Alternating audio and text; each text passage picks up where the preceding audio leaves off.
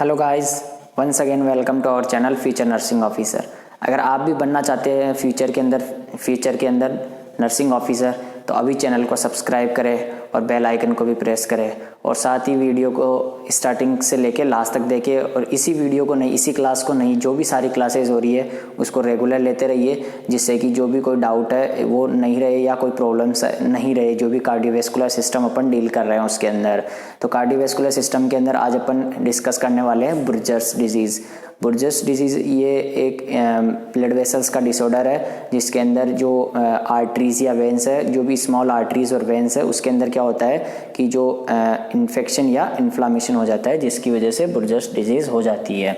Inflammation of the small arteries and veins of the upper and lower extremities. इसके अंदर mostly lower extremities के अंदर होती है, लेकिन ये अपर एक्सट्रीमिटीज़ के अंदर भी हो सकती है। तो जो इन्फ्लामेशन हो रहा है स्मॉल आर्टरीज और वेन्स के अंदर, उसी को क्या बोलते हैं? बुर्जर्स डिजीज़ बोलते हैं। बुर्जर्स डिजीज़ भी अपन इसको कह सकते हैं। और इसका जो दूसरा नाम है वो है थ्रोम्बोएजिनेटिस ओब्लिटेरेंस। इसका दूसरा नाम भी कई बार पूछा जाता है कि दूसरा इसका बुर्जर्स डिजीज़ का दूसरा नाम क्या है। तो इसका जो दूसरा नाम है वो है THROMBOANGIITIS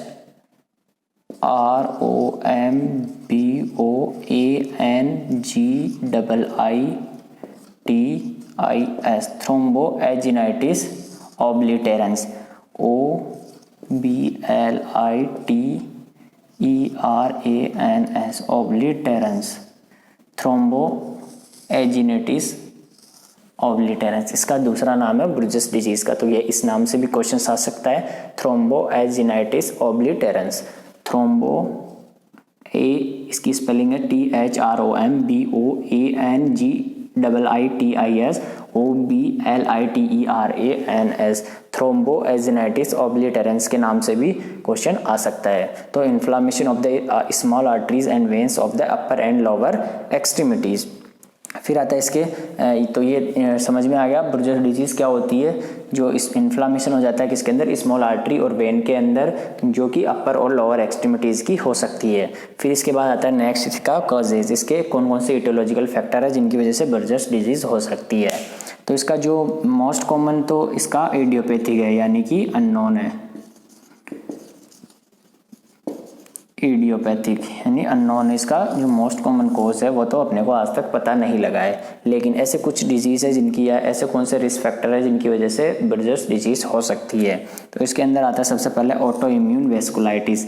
ये भी एक डिजीज़ होता है, ऑटो इम्यून डिजीज़ होती है जिसके अंदर जो ब्लड वेसल्स है उसका इन्फ्लामेशन हो जाता है, जो कि एक ऑटो इम्यून डिजीज़ होती है, जो कि अपनी बॉडी की सेल्स है वही अपनी बॉडी की सेल्स को डिस्ट्रॉय करने लग जाती है, हेल्दी सेल्स को। तो ये होता है ऑटो इम्यून वेस्कुलाइटिस। फिर इसके बाद हैवी स्मोकिंग या च्यूइंग टोबैको। अगर कोई पर्सन काफ़ी समय से स्मोकिंग कर रहा है, हैवी अमाउंट के अंदर स्मोकिंग कर रहा है या टोबैको च्यू कर रहा है काफ़ी लॉन्ग टर्म से, तो उसको भी बुर्जर्स डिजीज़ होने के चांसेस होते हैं। तो ये थे इसके कुछ कोजेज या रिस्क फैक्टर जो कि जिनकी वजह से बुर्जर्स डिजीज़ हो सकती है। फिर इसके बाद आता है नेक्स्ट इसके क्लिनिकल मैनिफेस्टेशंस। ऐसे कौन कौन से क्लिनिकल मैनिफेस्टेशन जो कि बुर्जर्स डिजीज़ के अंदर अपने को देखने को मिलते हैं। तो इसके जो क्लिनिकल मैनिफेस्टेशंस है वो काफ़ी इंपॉर्टेंट है, इजी भी है और काफ़ी इंपॉर्टेंट भी है। तो इसके अंदर क्या होगा? पेन होगा, जहाँ पे भी जो इन्फ्लामेशन हुआ है जिस भी आर्टरी या वेन के अंदर, वहाँ पे क्या होगा? पेन होगा। फुट क्रैम्प्स होंगे, फुट के अंदर जो पैर है उसके अंदर क्रैम्प्स आएंगे और नमनेस होगी क्योंकि ब्लड की सप्लाई अच्छे से नहीं हो रही है, या बर्निंग सेंसेशन। इन्फ्लामेशन होता है तो ये साइन अपने को देखने को मिलते हैं, जैसे पेन भी देखने को मिलता है, वहाँ क्रैम्प्स भी देखने को मिलते हैं, नमनेस और burning sensation in the legs के अंदर बर्निंग सेंसेशन भी अपने को देखने को मिलेंगे। फिर आता है next swelling in the legs के अंदर स्वेलिंग होगी और फीट्स के अंदर स्वेलिंग होगी और रेडनेस, साइनोसिस, रेडनेस भी देखने को मिलेगा और साइनोसिस भी। ये सारे साइन अपने जो भी अपन डिस्कस कर रहे हैं, swelling in the legs and feets और रेडनेस, साइनोसिस, ये अपने को इन्फ्लामेशन की कोई भी डिजीज़ है उसके अंदर अपने को ये देखने को मिलेंगे। फिर इसके बाद आता है इसका मोस्ट कॉमन जो क्लिनिकल मैनिफेस्टेशन है, यानी कि जो कि इम्पोर्टेंट है एग्जाम पॉइंट ऑफ व्यू से, कंपटीशन एग्जाम में यहाँ से क्वेश्चन बनता है। कि इंटेंस रूबोर क्या होता है। इंटेंस रूबोर क्या होता है कि रेडिश ब्लूइश डिस्कलरेशन होता है। अगर रेड और ब्लू कलर का डिस्कलरेशन होता है कोई सी भी जगह बॉडी के अंदर तो उसको क्या बोलते हैं, इंटेंस रूबोर। ये इंपॉर्टेंट है। फिर आता है नेक्स्ट है रेडियल और अल्नार पल्स एब्सेंट। जो अल्नार और रेडियल जो पल्स है, अल्नार साइड और रेडियल साइड की जो पल्स लेते हैं वहाँ से वो अपने को एब्सेंट देखने को मिलेगी, वहाँ से अपन पल्स नहीं ले सकते, रेडियल और अल्नार। फिर आता है नेक्स्ट गैंग्रीन। अगर इस डिजीज़ को बर्जस डिजीज़ को अगर क्योर नहीं किया है तो वो किस में कन्वर्ट हो सकता है, गैंग्रीन में कन्वर्ट हो सकता है। और गैंग्रीन आप सबको पता होगा गैंग्रीन का मतलब क्या होता है, फिर भी मैं एक बार बता देता हूँ। गैंग्रीन का मतलब क्या होता है कि जो किसी भी पार्ट के अंदर, मोस्टली ये कहाँ होता है, हैंड्स और फीट के अंदर होता है, टोज के अंदर हो जाता है गैंग्रीन। गैंग्रीन के अंदर क्या होता है कि अगर एक बार गैंग्रीन हो गया तो वो क्योर नहीं कर सकते, वो वहाँ से क्या करना पड़ेगा, फिर एम्पुटेशन करना पड़ेगा, उस पार्ट को काट के बाहर रिमूव करना पड़ेगा सर्जिकली इंटरवेंशन के थ्रू। तो ये गैंग्रीन को भी लीड कर सकता है क्या, बर्जर्स डिजीज़। अगर इसको टाइम पे टाइम पे क्या नहीं किया, क्योर नहीं किया या टाइम पे इसका ट्रीटमेंट नहीं हुआ है तो ये गैंग्रीन को लीड कर सकता है। ये कॉम्प्लिकेशंस में भी अपन इसको कह सकते हैं या साइन सिम्टम्स के अंदर भी अपन इसको लिख सकते हैं गैंग्रीन को।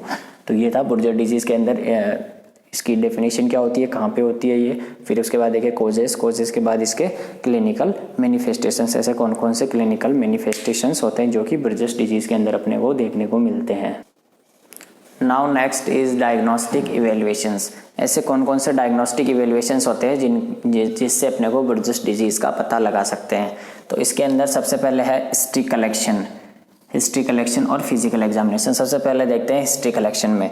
हिस्ट्री कलेक्शन में अपन क्या हिस्ट्री कलेक्ट करेंगे, हिस्ट्री के अंदर अपन देखेंगे कि पेशेंट को कोई प्रीवियसली ऑटो इम्यून डिजीज़ तो नहीं हुई है, जैसे कि अभी अपन ने देखा था ऑटो इम्यून वेस्कुलाइटिस कॉजेस के अंदर, तो वो तो नहीं हुई है। या फिर पेशेंट ऐसे कोई वर्क तो नहीं करता है जैसे लॉन्ग स्टैंडिंग वाला, या फिर जैसे स्मोकिंग करता हो काफ़ी समय से या टोबैको यूज़ करता हो, तो वो अपन हिस्ट्री कलेक्शन के अंदर अपन देखेंगे। फिर आता है फिजिकल एग्जामिनेशन। फिजिकल एग्जामिनेशन में अपन पेशेंट का टेम्परेचर लेंगे। टेम्परेचर इन्फ्लामेशन हुआ है तो ऑब्वियसली टेम्परेचर इंक्रीज हुआ अपने को देखने को मिलेगा। इसके अलावा फिजिकल एग्जामिनेशन में पल्स रेट देखेंगे, रेस्पिरेशन देखेंगे, और ये सारी अपन फिजिकल एग्जामिनेशन के अंदर अपन कलेक्ट करेंगे, फिजिकल एग्जामिनेशन करेंगे। फिर इसके बाद आता है ब्लड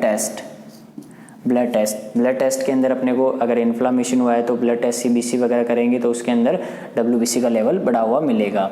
तो ये है ब्लड टेस्ट। फिर इसके बाद आता है चेस्ट एक्सरे या CT scan, MRI।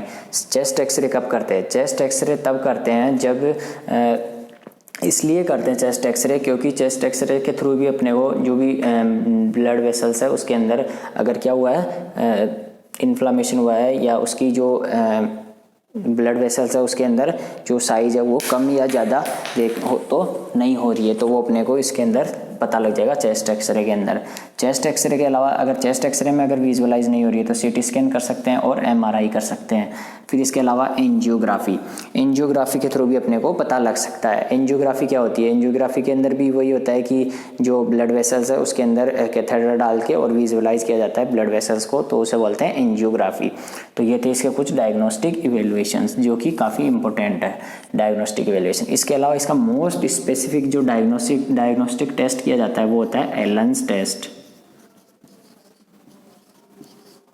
Allen's test क्या होता है, एलन्स टेस्ट के अंदर अपने को जो डॉक्टर है वो फिजिकली जैसे पेशेंट के जो सेंसेशन देखा जाता है, जो फिंगर्स वगैरह है इनके सेंसेशन देखा जाता है, वहाँ से जैसे आगे से ब्लॉक करके वन साइड से, और फिर जो ब्लड वहाँ से आगे फ्लो हो रहा है या नहीं हो रहा है।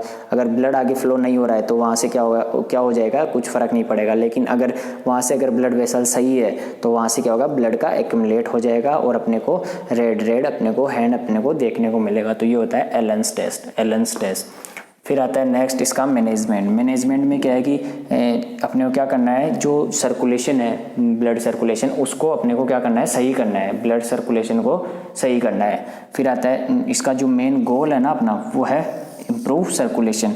फिर इसके अंदर सर्कुलेशन को इम्प्रूव करने के लिए अपन क्या करेंगे, वेज़ोडाइलेटर देंगे, पेशेंट को ऐसी ड्रग्स देंगे जो ब्लड वेसल्स को डायलेट करती है, जैसे नाइट्रोग्लिसरीन, NTG नाइट्रोग्लिसरीन।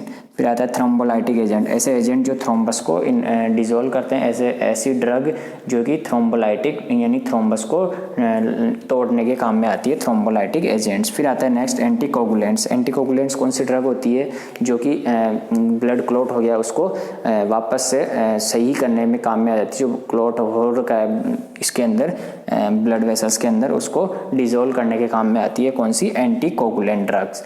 फिर इसके बाद ये था इसका मेडिकल मैनेजमेंट। इसके अलावा इसका जो नर्सिंग मैनेजमेंट है वो काफ़ी इंपॉर्टेंट है।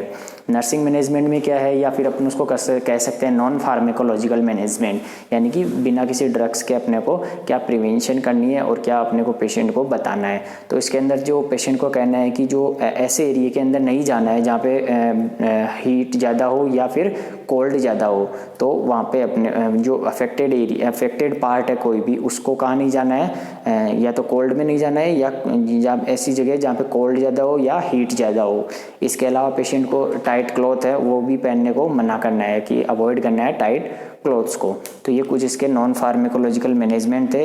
या फिर है ना एक और नॉन फार्मेकोलॉजिकल मैनेजमेंट में जैसे लॉन्ग टर्म स्टैंडिंग है पेशेंट, तो उसको अवॉइड करना है कि पेशेंट को लॉन्ग टर्म के लिए स्टैंडिंग नहीं करना है। और इसके अलावा ऐसी ड्रग्स भी देने से मना करना है जो कि ब्लड वेसल्स को कॉन्स्ट्रिक्ट करती है, ब्लड वेसल्स को कंस्ट्रिक्शन करती है, ऐसी ड्रग उसको भी अवॉइड करना है। तो ऐसे कुछ ये नॉन फार्मेकोलॉजिकल मैनेजमेंट है जो कि काफ़ी इंपॉर्टेंट है। मेडिकल मैनेजमेंट से भी ज़्यादा इंपॉर्टेंट है इसका नॉन फार्मेकोलॉजिकल मैनेजमेंट या नर्सिंग मैनेजमेंट। तो ये काफ़ी इंपॉर्टेंट है ये डिजीज़, बुर्जर्स डिजीज़, जो कि ब्लड वेसल्स के इन्फ्लामेशन से होती है। तो ये डिजीज़ आज अपन ने डिस्कस की, बुर्जर्स डिजीज़, जो कि कंप्लीट होती है यहाँ पे। नेक्स्ट क्लास में मोस्टली ये आज है ना कार्डियोवैस्कुलर सिस्टम अपना कंप्लीट हो गया है। नेक्स्ट क्लास में अपन नया सिस्टम लेंगे। तब तक के लिए अगर आपने अभी तक चैनल को सब्सक्राइब नहीं किया तो चैनल को सब्सक्राइब कर ले और बेल आइकन को भी प्रेस कर ले, और वीडियो को शेयर करना बिल्कुल भी ना भूले। और जो भी अगर कार्डियोवैस्कुलर सिस्टम से रिलेटेड आपको कोई भी डिजीज़ हो, कोई भी आज तक अपन ने डिस्कस करी, उसके अंदर अगर आपको कोई भी प्रॉब्लम हो तो आप मुझे कमेंट करके बता सकते हैं, जिससे कि मैं आपको नेक्स्ट क्लास के अंदर उसका सॉल्यूशन या उसको क्लियर कर सकूं, जो भी डाउट है उसको। तब तक के लिए थैंक यू सो मच।